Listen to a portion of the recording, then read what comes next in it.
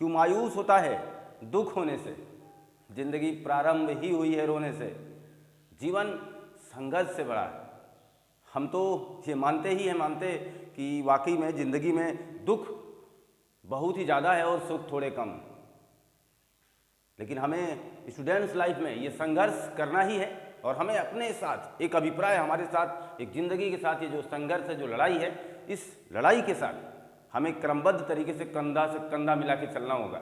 हमें ज़िंदगी से कहना होगा, रोज़ रोज़ गिरकर फिर भी खड़े हैं, ज़िंदगी देख हम तुमसे कितने बड़े हैं। इस उद्देश्य के साथ कि हमारी लड़ाई ज़िंदगी से है, हमारी लड़ाई इसी अपनी ज़िंदगी से है, ना कि किसी और से। तो इस मुकाम पर, इस उद्देश्य के साथ हम आपका हमेशा स्वागत करते हैं। हमेशा आपको एक बात बताते हैं कि जब भी ध्यान दें तो पढ़ते समय बिल्कुल एकाग्रचित होना है हमें। आप देखिएगा, आपके सामने समास पाठ 7 लाने का हमारा उद्देश्य क्या है। हमारा उद्देश्य यह है कि समास के इतने सीरीज बनाने के पीछे क्या मामला है। समास हो या किसी भी टॉपिक की सीरीजों को मैंने बड़ा इसलिए किया है जिससे आपकी जानकारी बेहतर हो पाए। आप एक बार समय अपना स्पेंड करेंगे, इसका लाभ आपको आने वाली जिंदगी में मिलने वाला है। समास पाठ 7 में मैं आपका स्वागत है। आप देखिएगा जरा, जहां हम लोग तमाम उन महत्वपूर्ण समासों की एक अद्भुत संकलन कर चुके हैं, महत्वपूर्ण जानकारी हासिल कर चुके हैं। ऐसे में क्या है, ऐसे में बहुत कुछ है यहाँ। देखिएगा, अब हम बात करेंगे एक महत्वपूर्ण समास की, जिसका नाम है द्वंद्व। द्वंद्व समास, ये लीजिए, आपके स्क्रीन पर आ गया है द्वंद्व समास। ऐसा समास जिसे आप कह सकते हैं कि अद्भुत है, रोचक है। द्वंद्व समास अपने आप में अलग महत्व रखता है। देखिएगा जरा, प्रश्नों की शुरुआत करते हैं। इसका दोनों पद प्रधान होता है, दोनों पद प्रधान। एग्जामिनर महोदय थोड़ा सा अलग प्रश्न बनाते हैं और वैकल्पिक व्यवस्था में लिखते हैं उभय पद प्रधान, उभय पद प्रधान। तो हमें हर जगह अपनी साहूलियत बनाए रखनी होगी और हर उस महत्वपूर्ण पहलू को जानने की आवश्यकता हमारे साथ होती है, क्योंकि हम, होता क्या है कि हम बेसिकली ज़्यादातर अपने आप को पार्टिसिपेट कराते समय, कहीं लाते समय थोड़ा सा नर्वस फील करते हैं। और ये जो नर्वसनेस है आपके अंदर, इसका एक ही कारण है कि आपने कभी भी इसको टाइम नहीं दिया है। टाइम दीजिए, चाहे रिश्ता हो चाहे पढ़ाई। दोनों पद प्रधान होगा, उभय पद प्रधान है यहाँ पे, ध्यान दीजिएगा। तो प्रधान वगैरह की बात हम नहीं करेंगे। समास पार्ट 1 में आप प्रधानता की बात देख लीजिए, क्योंकि एपिसोड लगातार बनाया जा रहा है, लगातार एपिसोडों में ये बात बोली जा रही है कि आपको किस तरीके से अपने चीज़ों को आकलन करना है। दोनों पद प्रधान है, उभय पद प्रधान इसे कहा जाएगा। समास ये ऐसा है, देखिएगा, इसे योजक चिन्हों का समास कहा जाता है, या इसे योजक समास भी कह सकते हैं आप। ऐसा क्यों? ऐसा इसलिए कि ज़्यादातर यानी 90% शब्द ऐसे होते हैं जिसके बीच में योजक चिन्ह होता है। लेकिन ये गारंटी नहीं है, ये 100% कस्में नहीं खाई गई हैं कि जहाँ पर योजक चिन्ह होगा वहाँ द्वंद्व समास होगा। आपने अगर ऐसा माहौल बना लिया, ऐसा माहौल अपने दिमाग में क्रिएट कर लिया, अगर आपने ये जान लिया कि हम ट्रिकी बेस की तैयारी करते हैं, तो ट्रिक में पढ़ते समय बस इतना ही काम काफ़ी है। लेकिन ये आपको गलत कराने के लिए भी काफ़ी है। होगा क्या कि आप इसको देखेंगे और दही बड़ा में लगा के चले जाएंगे, जबकि आप इन सारी बातों को देख चुके हैं। ऐसा नहीं होता। लीपा पोती आप देखोगे, कह दोगे कि चलिए सर द्वंद्व समास में बने हुए हैं, गलत बात है। चीज़ों को समझना है, द्वंद्व समास कहाँ होगा, परिभाषा समझना है। ऐसा नहीं कि सक्सेस का कोई 60 की नहीं होता है, कि बात ध्यान देना। यहाँ समझिएगा, तो योजक आएगा। अब हम बात करेंगे यहाँ से, वाकई में द्वंद्व समास की 3 प्रकार होते हैं। टाइप्स कितने हैं? 3। और इन टाइप्सों को, इन प्रकारों को बिल्कुल अलग तरीके से हम लोगों को लेने की आवश्यकता है, बिल्कुल अलग। देखिएगा, और समझने का भी इससे प्रयास करेंगे हम लोग। अब इतरेत्तर द्वंद्व, यानी मैं चाहूँ तो इसके आगे उदाहरण लिखूँ, लेकिन कोई फायदा नहीं बनेगा यहाँ आपका। यहाँ इतरेत्तर हो गया, यहाँ मैंने लिख दिया वैकल्पिक, और यहाँ हमने लिख दिया है अब आपके सामने समाहार। ये 3 प्रकार के द्वंद्व हैं।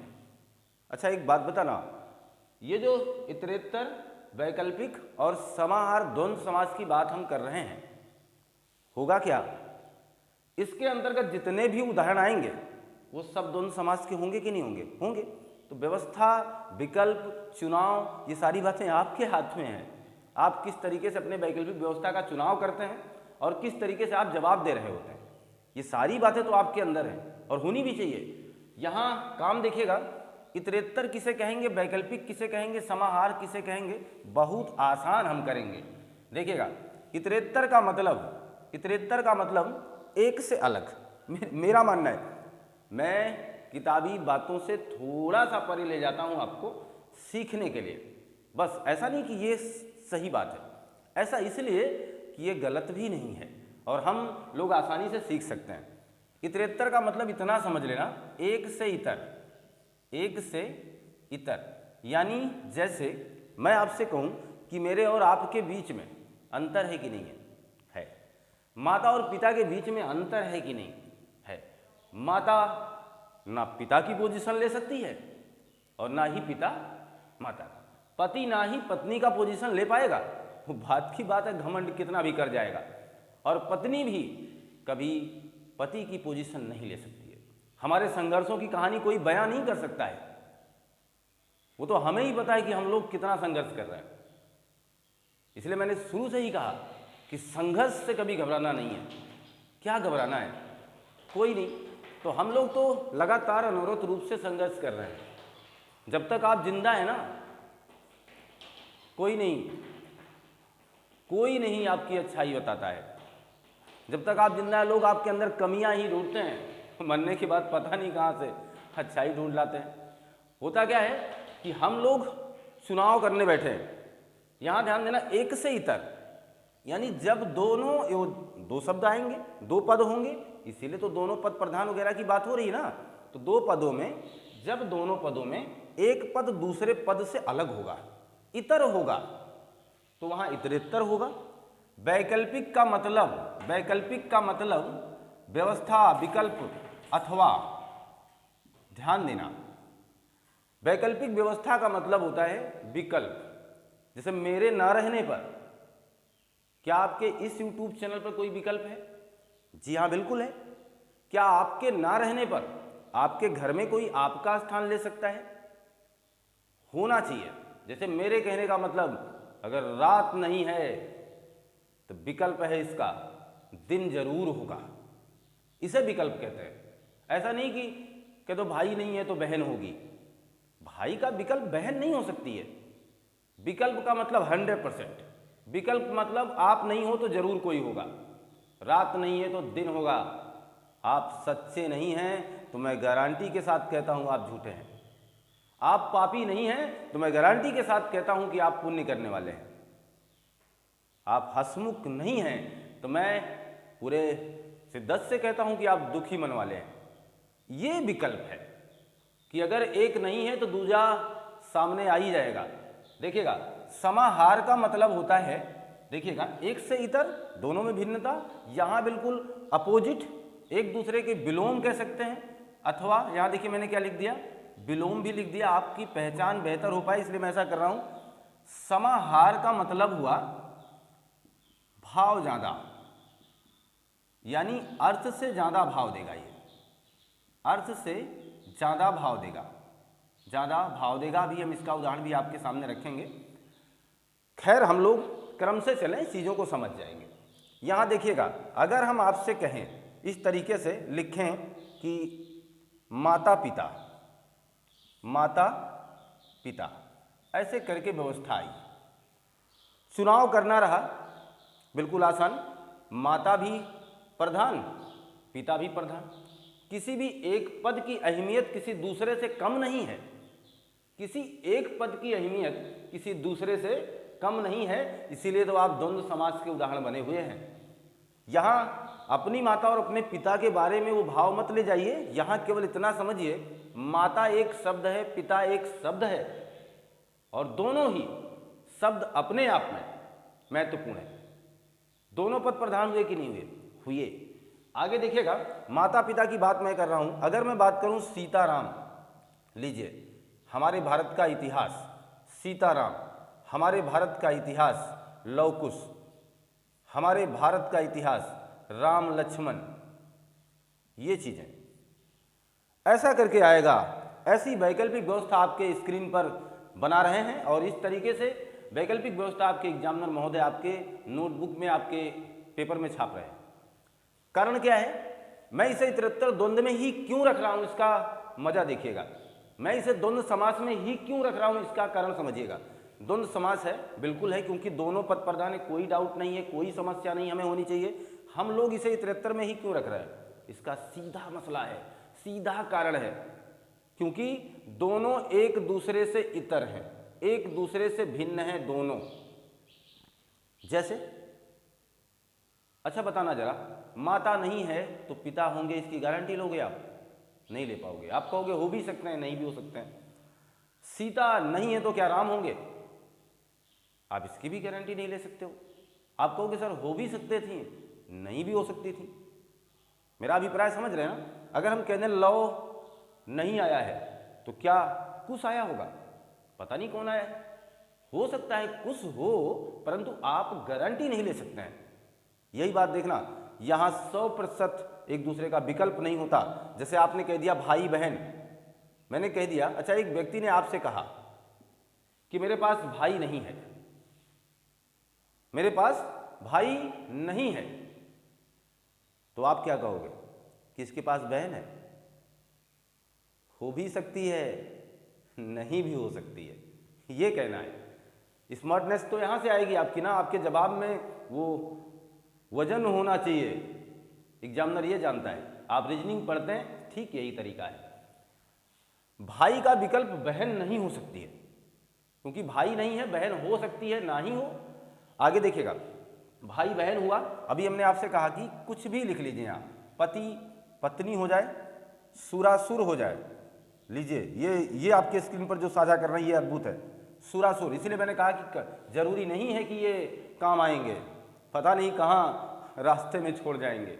जरूरी ये है कि हम किस तरीके से हैं। देखिए सुरासुर दो शब्द हैं, सुर और असुर, है ना, दोनों पद प्रधान है, चाहे वो सुर हो चाहे असुर, दोनों पद की प्रधानता है।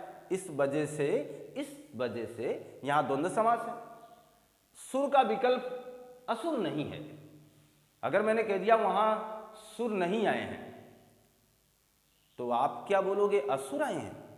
मैं कहूंगा हो भी सकता है और नहीं भी हो सकता है, पता नहीं आए हैं कि नहीं आए हैं। ध्यान देना, उत्तर की जांच करा रहा हूं मैं, यही पैटर्न है आपके लिए।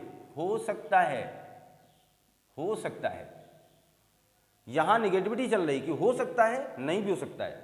आगे समझिएगा, अगर हम बात करें, जहां हमने लिख दिया तन मन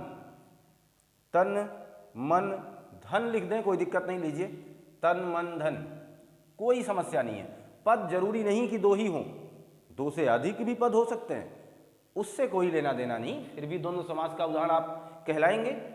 ये चीजें आपके स्क्रीन पर मैं साझा कर रहा हूं, इससे आसानी से आप चारों चीजों को जान सकते हैं। जैसे लिखा गया कृष्णार्जुन, तो कृष्ण और अर्जुन, द्वंद्व समास हमसे कहता है कि मेरे दोनों पद प्रधान होंगे, किसी भी एक पद का महत्व तो किसी दूसरे से कम नहीं होगा।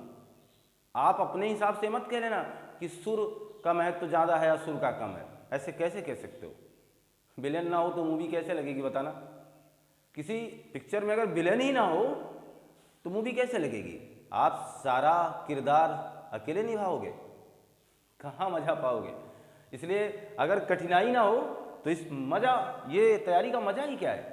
पेपर अगर सब पास ही हो जाए, सबको पास ही कर दिया जाए तो फिर स्ट्रगल खत्म है। इसलिए तो जरूरी है पैमाने में बंधे रहना। अब हमारे सामने स्क्रीन पर ये जो उदाहरण आ चुके हैं, हम इसके सहारे आपको बहुत कुछ बता चुके हैं। ध्यान देना, मैंने आपसे कहा इन्हें हम इतरेत्तर में इसलिए रख रहे हैं क्योंकि एक दूसरे के विकल्प नहीं है। पति पत्नी का विकल्प नहीं है। हम ये कभी नहीं कह सकते हैं, हम ये कभी नहीं कह सकते कि फला आदमी के पास पत्नी नहीं है। अभी किसी ने कह दिया अरे रजुआ के शादी नहीं हुई है, उसकी पत्नी नहीं है। अरे तो क्या गारंटी ले लोगे उसके पति हैं? पता नहीं यार पति हैं कि नहीं है, मैंने कह दिया मोहन के भाई नहीं है, तो बहन हो सकती है हो, लेकिन आप गारंटी नहीं ले सकते हो कि होगी। ये चीज़ ध्यान रखना। इसी तरीके से आप इसका चुनाव करिएगा। मेरा मानना ये चीज़ आप समझ गए। हम वैकल्पिक दिशा की तरफ बढ़ते हैं। एक समझे हैं, दूजा हमारे हाथ लग चुका है। आगे देखिए कैसे। मैंने कहा रात और हमने लिखा दिन। चीज़ें सामने हैं, दोनों पद प्रधान हैं, अतः दोनों समास है। इतरेत्तर और वैकल्पिक में चुनाव करना था। देखिए कैसे करेंगे। रात दिन को वैकल्पिक में क्यों रख रहा हूँ? मैं गारंटी लेता हूँ आपसे, यही चीज़ जो अब तक नहीं ले पा रहा था अब लूँगा। रात नहीं है तो डंके के चोट पे कहूँगा दिन है। कोई दिक्कत? समझ गए ना? रात नहीं है तो दिन है। देखिएगा, अगर सत्य नहीं है तो असत्य है, अगर पाप नहीं है तो पुण्य है, अगर आप जीते नहीं हैं तो पराजित हैं, जीते नहीं हैं तो पराजित हैं, अगर आप शीत नहीं हैं तो उष्ण हैं, शीतोष्ण, अगर आप ऊंचे नहीं हैं तो नीचे हैं। ये चीज़, आप अच्छे नहीं हैं तो 100% बुरे हैं। क्लियर है? ये चीज़, ये एक दूसरे का विलोम है, ये विलोम जैसा है ना? देखना जरा, इतरोत्तर जो है ये वाकई में विलोम जैसा है। अच्छा, आपसे जब भी कोई, अभी भी देखिए जल्दबाजी में हमसे होता क्या है, हम लोग अक्सर ऐसे प्रश्नों का जवाब दे रहे थे। जब हम छोटे थे कोई भी हमसे कहता भाई का विलोम बताइए, कहते थे बहन, माता का विलोम पिता। अरे यार हद है, ये विलोम कैसे हो गए? विलोम का मतलब होता है यथास्थिति, एक गया तो दूजा आएगा, 100% होना चाहिए। सत्य गया है तो असत्य है, इस जगह पाप है तो पक्की बात है पुण्य हो नहीं सकता। ये तरीका होना चाहिए विलोम का। ये विलोम जैसा है ना कि विलोम है। ध्यान देना, पति का विलोम कभी भी पत्नी नहीं होगी। ये विलोम जैसे हैं ना कि विलोम है। क्लियर? समझ गए कि नहीं समझ गए? इस तरीके की बातों को समझना। राम का विलोम कभी लक्ष्मण मत कहना, ये विलोम जैसा है, विलोम नहीं है। हाँ, स्वाभाविक रूप से हम इसे विलोम मानते हैं किसी किसी परिस्थिति में, लेकिन ये विलोम जैसे हैं, विलोम नहीं है। यहाँ देखिए पूरी तरीके से क्या ही है, विलोम है। रात का दिन, सत्य का असत्य, पाप का पुण्य, जय पराजय, शीत का उष्ण, ऊंच का नीच, कोई डाउट नहीं। ये तो अच्छी बात लगी हमें कि हम लोग इस बात को अब समझ चुके हैं। यहाँ विलोम आएगा, एक दूसरे का जस्ट अपोजिट, बिल्कुल चेंज होगा मसला। हमने आपसे कह दिया कि आप अच्छे नहीं हैं तो पक्की बात समझना कि आप बुरे हैं। हमने आपसे कह दिया कि आप काले नहीं हैं तो श्योर है यार, अगला समझ जाएगा गोरे हैं वो। ये चीज़ें, यानी यहाँ फैसला आपके हाथ में है। यहाँ आपको तुरंत उसके स्थान पर कोई मिलेगा, शाम नहीं तो सुबह है। इस तरीके की चीज़ें आपके सामने आएंगी। क्लियर चल रहे हैं? आगे देखिएगा। अब आपके स्क्रीन पर एक महत्वपूर्ण बात अब मैं करने वाला हूँ, समाहार की बात करने वाला हूँ। समाहार, समाहार को कैसे ठीक करोगे? यहाँ देखिएगा, जब हम आपको सार्थक और निरर्थक शब्द बता रहे थे तो निरर्थक शब्दों के दौरान हमने आपको ये बताया हुआ था, पुनः आपको आपके उसी दुनिया में ले चलता हूं। निरर्थक शब्दों के दौरान हमने आपसे ये बताया हुआ था कि इनके नाम पे मत जाइएगा, इनके काम बड़े निराले हैं, इनके नाम निरर्थक हैं लेकिन ये बड़े मत वाले हैं। केवल निरर्थक कहने से कतई ये मत जान लेना कि इसका कोई अर्थ नहीं है। बड़े बड़े अर्थ हैं इनके और इनसे बड़े बड़े काम निकाले गए हैं। जैसे हम आपको आपके बचपन की याद दिलाते हैं, एक छोटी सी कहानी से आपको रूबरू कराते हैं, सबके साथ हुआ होगा। जब हम स्टूडेंट्स लाइफ में आज की बातों को छोड़ करके एक थोड़े से पुराने ज़माने के कल्चर की बात कर रहा हूँ। हम छोटे थे, 7th 8th में मान लीजिए पढ़ाई करना है, तो हमारे साथ बैठे हुए स्टूडेंट्स, हमारे साथ बैठे हुए हमारे सहपाठी हमसे कहते थे चल यार पानी वानी पिया जाए। तो वो जो चलो यार पानी वानी पीने चलते हैं, हाथ पकड़ते थे, साथ में जाते थे, लेकिन दूसरे दिन फिर जब वो कहता था हम कहते नहीं यार हमें नहीं जाना है। जानते हो क्यों? क्योंकि हमें पता चल चुका था वहां जाकर नल ही चलाना पड़ेगा, इसके अलावा कुछ तो है नहीं। लेकिन वही दोस्त जब इंट्रोल में यानी जब मिड टाइम होता है स्कूल का, उस समय जब हमसे वो कहता था कि चलो पानी पीने चलते हैं, तो हमें पता चलता था कि अभी किसी दुकान पे चलेगा, कुछ ना कुछ हमें खिलाएगा। तो हम दो अर्थ लेते हैं, एक तो स्कूल के दौरान हम पानी पीने जाते हैं, बाजार में जाते समय हम पानी वानी पीने जाते हैं। आप किसी व्यक्ति से कहते नहीं है कि आइए भैया चाय पानी कर लीजिए, आइए खाना वाना खा लीजिए। यार मेरे समझ में आज तक नहीं आया, खाना तो आता है, वाना में क्या दोगे? चाय तो समझ में आता है, चाय के साथ क्या पानी दोगे क्या? नहीं, समझिएगा। तो निरर्थक शब्द वे होते हैं जो शब्दों के महत्व को बढ़ा देते हैं, शब्दों की गरिमा को और बढ़ा देते हैं। किसी व्यक्ति से पानी के लिए आग्रह करोगे, नहीं जाएगा, पानी वानी कहोगे, मजा आ जाएगा, है ना। तमाम लोग ऐसे ही होते हैं कि रिश्तेदारी में प्रतिभाग करते समय, जाते समय अपने किसी रिलेशनशिप में अपने दोस्त को भी ले जाते हैं, और अक्सर काफ़ी सामंजस्य बिठाने के बाद, दोस्त अपने मन मस्तिष्क से उत्तर लेने के बाद, जब वहाँ के घर वाले यानी उस जगह पहुँच करके जहाँ अपनी परिस्थिति का आकलन करवा रहे हैं, जैसे ही कोई घर से निकल के आता है, भैया पानी वानी पी लीजिए, तो आपका पहला जवाब होता है नहीं नहीं अभी पी के आए हुए हैं। और मान के चलो इसके ठीक बाद स्पेशल मिठाई आ गई सामने, और आप तो कह चुके हैं अभी पी के आए, और जो नहीं कहा वो खाया। अब आप ऐसा नहीं कि आप खाते नहीं हैं, लेकिन आप उस परिस्थिति के अनुसार आप पछताएंगे जरूर, ये सोच करके कि हमने ऐसा क्यों कहा है। तो महत्व तो वहाँ है, पानी के साथ जो अलग से आ रहा है। तो सार्थक शब्दों के ये महत्व को बढ़ाएंगे, पानी के साथ वानी ले आएंगे, चाय के साथ वाय ले आएंगे, खाना के साथ वाना ले आएंगे। ये वो शब्द हैं जिनके अर्थ खुद में सीमित नहीं है। देखना, अर्थ से ज्यादा भाव इनके हैं, अर्थ से ज्यादा भाव इनके हैं। जैसा ये दिख रहे हैं उससे ज्यादा काम इनके हैं। इस तरीके के जहां आएंगे हम उन्हें समाहार कहेंगे।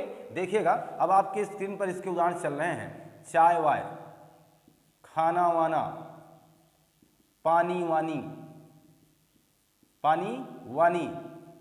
देखना, इसका कोई अर्थ नहीं मिलेगा आपको, लेकिन ये बड़े मजेदार हैं, इनके अर्थ बहुत बड़े हैं। पता नहीं चाय के साथ पता नहीं क्या आ जाए, वही वाय है।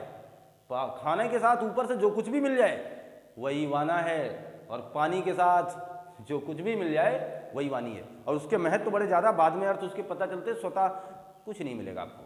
आगे देखिएगा, ये आपका इसका उदाहरण चाय पानी।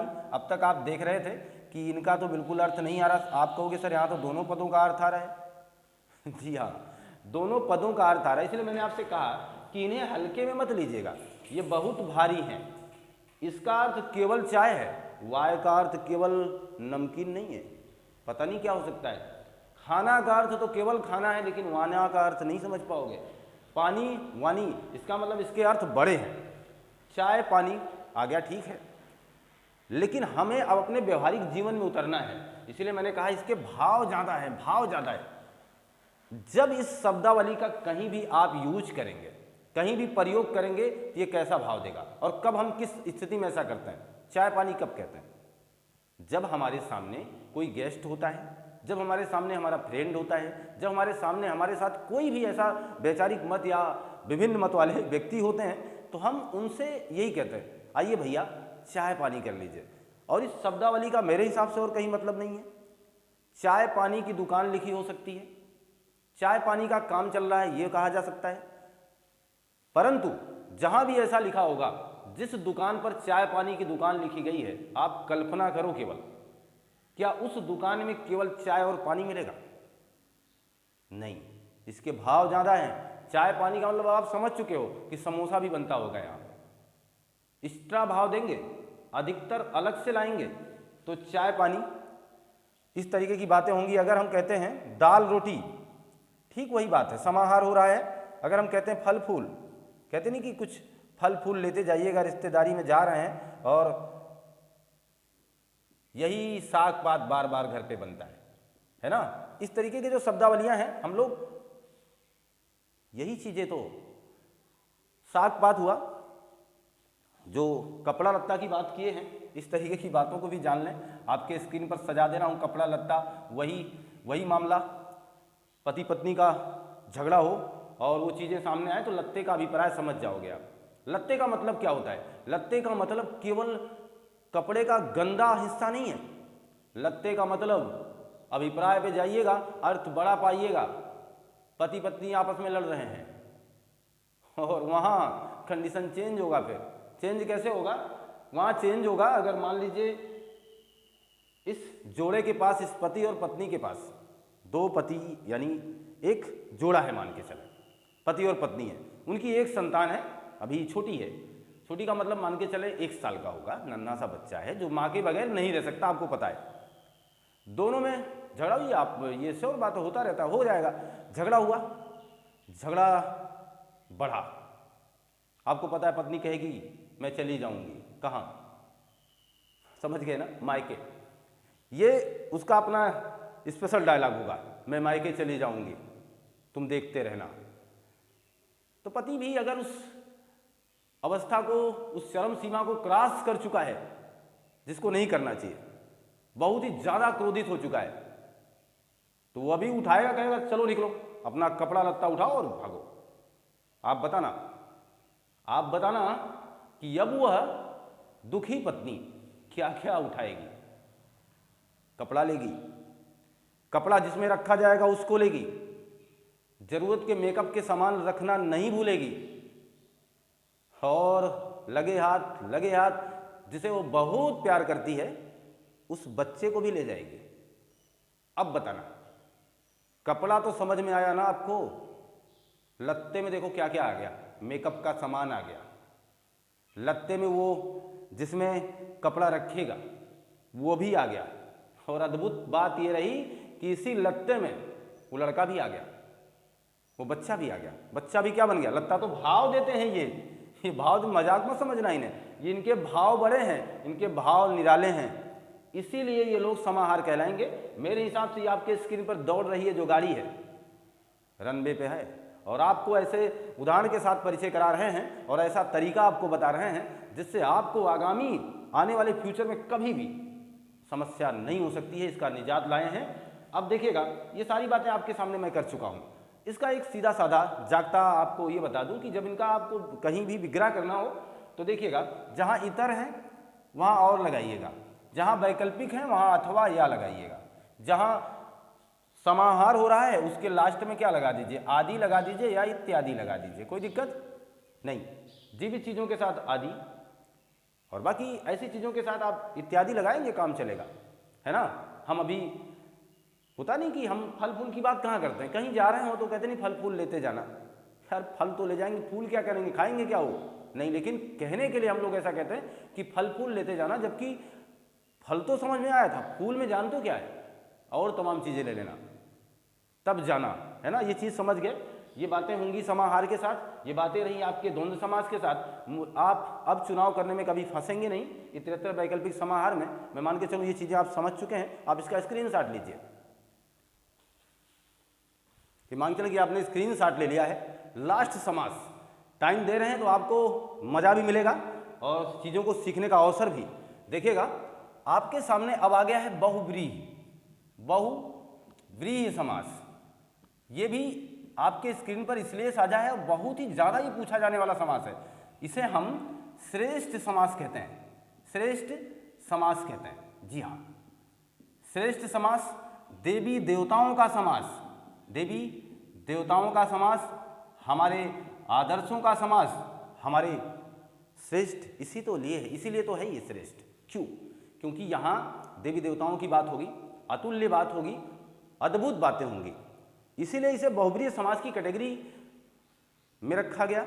उन चीज़ों को जहाँ मामले बिल्कुल विशेष होते हैं मैं इसे विशेष समास कहूँगा और सारी बातों को सिद्ध करके दिखाऊंगा। विशेष समास किसे कहेंगे? बहुव्रीहि समास को। श्रेष्ठ समास किसे कहेंगे? बहुव्रीहि समास को। लीजिए अब इसके उदाहरण आपके सामने आएंगे, समझना जरा। मैं आपको बताऊंगा इसका कोई भी पद प्रधान नहीं होता है, कोई भी पद प्रधान नहीं होता, इसका अन्य पद प्रधान होता है। इसका मतलब क्या हुआ? यहां मैं लिख दे रहा हूं, क्या होगा? अन्य पद की प्रधानता, अन्य पद की प्रधानता होगी, ध्यान देना। इसका मतलब यह हुआ कि इनका जो अर्थ होगा, एक बात समझना, जैसा मैं हूं वैसा दिखता नहीं हूं। जैसे आप हैं, आपके मन में क्या है? हमें पता ही नहीं है। इस भाव को समझ रहे हैं ना? ठीक यही चीज है। यहां जो उदाहरण आएंगे वो जैसे होंगे वैसा होगा नहीं, उसका अलग मतलब आप निकालने के लिए जरूर विवश होंगे। मैं अगर आपके सामने आपके बचपन का सबसे जीता जीवंत उदाहरण रखूं आपके सामने, तो आपके तुरंत स्क्रीन पे ये सजेगा दशानन। और हर वो व्यक्ति दशानन का मतलब उसके मस्तिष्क ने उसे तुरंत ये टोका होगा, यार वही रावण की बात कर रहे हैं। क्यों नहीं दशानन, क्यों नहीं कह रहे हो? क्यों दशानन नहीं कह रहे हो? क्यों नहीं आपने कहा कि मैंने दशानन को देखा है, जबकि पढ़ रहे दशानन है और आप रावण का भाव ला रहे हैं? इसका मतलब ये शब्द खुद में काफी है। जैसे मैंने कह दिया त्रिनेत्र, तो आपका दिमाग तुरंत कहेगा अच्छा ये तो शंकर की बात हो रही क्या। जैसे मैंने कह दिया चतुर्भुज, आपका मस्तिष्क तुरंत आपसे कहेगा ये तो विष्णु जी की बात हो रही क्या। जैसे मैंने कह दिया पंचमुख, आप कहोगे सर ये तो हनुमान की बात हो रही है क्या। इस तरीके से हमने कह दिया लंबोदर, तो आप कहोगे सर ये तो गणेश की बात कर रहे हैं क्या। तो ये ऐसे शब्द हैं जिनके भाव अलग हैं। ये आपको अन्य पद की बात करेंगे, कहेंगे मुझे देख लो, मुझे देख तो लो आप, लेकिन मेरा भाव कहीं और जाएगा।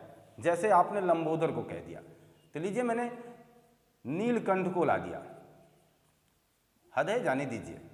दशानन, त्रिनेत्र, चतुर्भुज, पंचमुख, लंबोदर, नीलकंठ, ऐसे तमाम हमारे देवी देवताओं के नाम यहाँ उल्लिखित हो चुके हैं। और हकीकत में इसीलिए इसे देवी देवताओं का भी समास कहा गया है। हम बेसिकली जान सकते हैं, अगर कहीं ऐसी बात आएगी तो हम उसे बहुब्रीहि समास के अंतर्गत ले जाएंगे। यहाँ इसका विग्रह करने के लिए हमें अर्थात लगाना पड़ता है। 10 है आनन जिसके, अर्थात रावण। त्रिनेत्र, 3 है नेत्र जिसके, अर्थात भगवान शिव। चतुर्भुज, 4 है भुजाएं जिसकी, अर्थात भगवान विष्णु। हुआ कि नहीं हुआ? यही बात हमारा आपके साथ शेयर करना था। यहां हम लोग हमेशा किस पर निर्भर होते हैं? अर्थात लगा करके, क्योंकि इनके अर्थ कहीं और जाएंगे।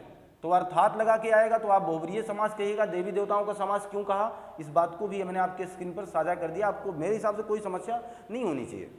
नीला है कंठ जिसका, यानी शंकर भगवान ने विष पी लिया था, आपको पता है समुद्र मंथन के दौरान, तो नीलकंठ उन्हें कहा गया। इसका मतलब आप बहुब्रीहि समास के उदाहरण के अंतर्गत आएंगे, कोई डाउट नहीं, कोई समस्या नहीं होनी चाहिए आपको, है ना। इसके विग्रह करने में कोई भी दिक्कत नहीं है। आप समझ चुके हैं कि बहुब्रीहि समास में वो शब्द आएंगे जिनके अर्थ कहीं और जाएंगे, जिनके अर्थ कहीं और जाएंगे। अर्थात कहने का मतलब वो जैसा दिख रहे हैं वैसा है नहीं। इसी बात को समझ गए होंगे आप। इस पर और भी बहस करने की कोई आवश्यकता नहीं। स्टार बात देखिएगा, हमने आपको रचना के आधार पर शब्द बताया हुआ है। वहाँ आपने रूढ़ पढ़ा होगा, यौगिक पढ़ा होगा, और एक इसका पार्ट था योग रूढ़ शब्दों का। योग रूढ़ वो शब्द थे जिनके अर्थ कहीं और जाते थे। ये सबके सब योग रूढ़ है कि नहीं है?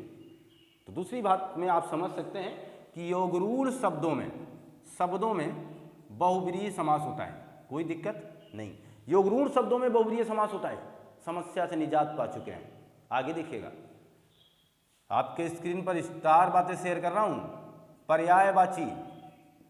पर्यायवाची शब्दों में बहुब्रीहि समास होता है।